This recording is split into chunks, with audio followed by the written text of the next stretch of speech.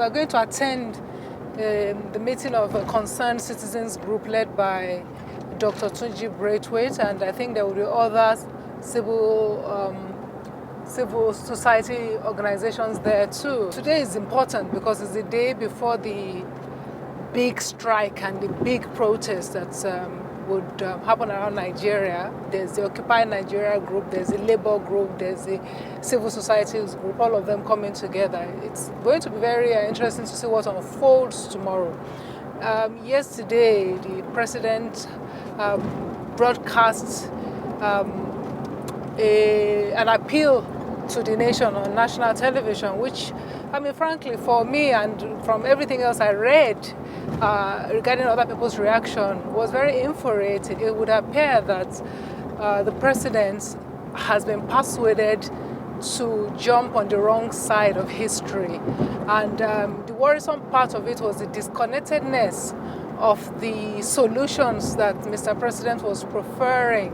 This is not just about the subsidy removal, but also about the excesses of government, about corruption, about building an economy that is stable, about re-engineering the whole of Nigerian social contract.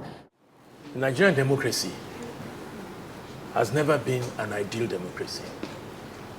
Since 1999, we have been practicing democracy of lies, deceit, and exclusion.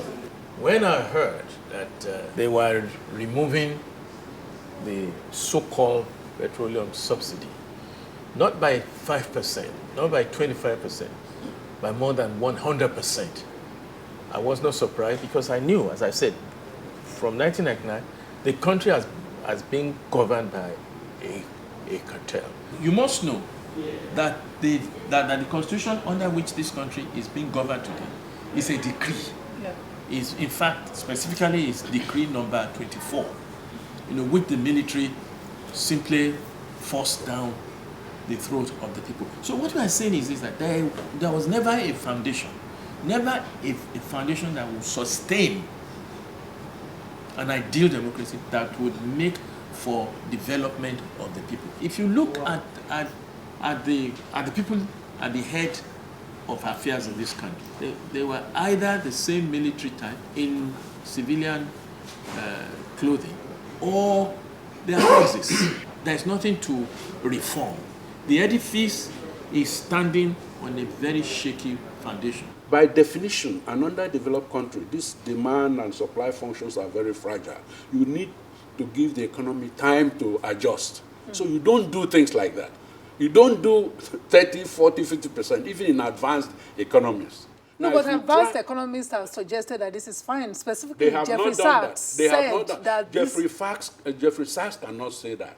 You have to look at how can the economy adjust? How can the consumer adjust? How can the producer adjust? So in advanced countries, somebody should ask Jeffrey Sachs, or whatever his name is, can you try 30% adjustment in the United States, for instance? Yesterday, when the president made his broadcast, he did speak to the issue of cutting back on executive salaries, specifically 25% reduction in basic salaries, and then cut back on unnecessary traveling, as it was put.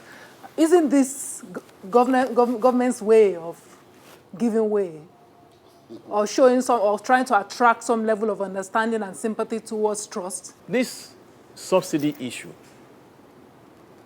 was it discussed by the so-called representative of the people in the National Assembly? The answer is no. Jonathan came and was saying that they will reduce some of the allowances of salaries. Now, can you imagine? Isn't that insulting the entire Nigerian nation? Do you know how much allowance each of those legislators takes home?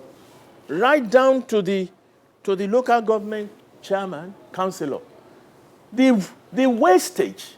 And that was why a lot of people don't even believe that they will even use the so-called gains from the subsidy to build infrastructure, to build hospitals. People do not believe that. So what do you want people to do?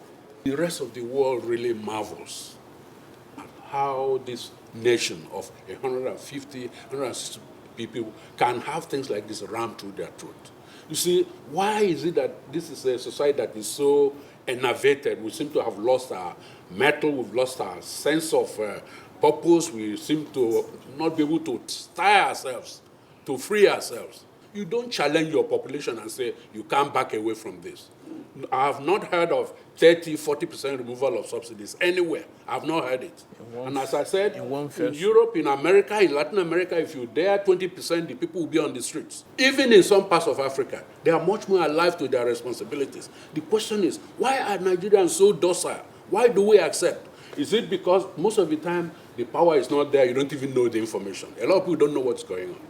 They don't even know what is going on. They don't have the facts. And in any case, by the time you've been reduced to a certain level, everybody is crawling to their holes, just fending for themselves. This is why it is possible for people to come out and just throw this gauntlet the way they've done it. As we've said, this should be a defining moment. This should not be such a big struggle because it is a mindless posture to say it is 100% or nothing.